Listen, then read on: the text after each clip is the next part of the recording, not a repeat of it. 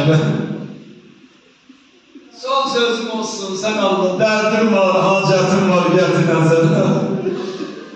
Hanım Zeynep değil, gördüm Rüqeyye babayla danıştı ama bir zaman gördüm Rüqeyye bir tarafa düştü, babanın yaralı başı bir tarafa. Bir geldim elimi koydum Rüqeyye'nin yüreğinin başına, gördüm Rüqeyye can verir. Dedim Hüseyin gözün aç, can verir vefalı baba. Çıkartmadı bu karar, köyüne vefalı baba. Hüseyin beqiye düşsen uzarım, nenem betul edine. Diyar Şam'da can verdim vefalı baba, ay baba.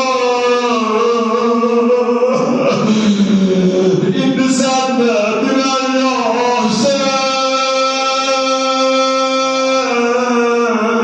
Allahu Ekber.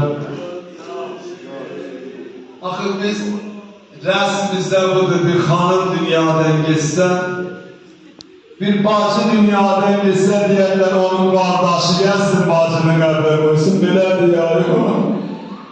Qardaşı gəlsin, məzarı qazsın, babası gəlsin, onun məzara qoysun, əmusu gəlsin, məzara qoysun. Amma Zeynəbni gördüm, Rüqeyyə can verdi, amma heç kəs yox Rüqeyyəni məzara qoyur.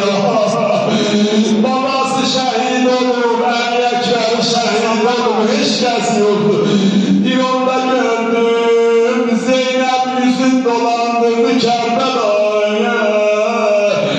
Əbəlfəz uzun qolları var, ölməyən Zeynəbin qurban. Bir sözün yüreğin alsa sen Allah İmam-ı Zamanı dua elə.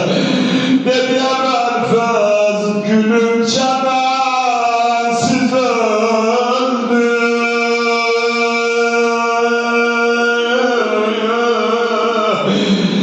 Baban vətənsiz öldü. Hayanda sana Əbəlfəz, babam kəfənsiz öldü.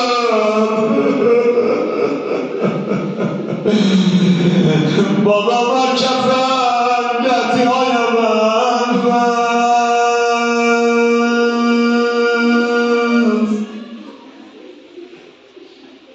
Bu şəhər Şam'a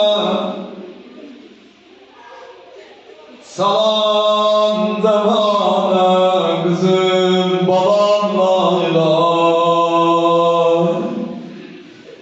Xarabelerde Əli Ürəkdə qalan balam layla. İndi bu gecə bizdə deyək xanım Zeynəb xarabədə yoxudur, Rüqeyyə layla çalaq. Amma burada Gəbzədən Muhammediyyə camisindən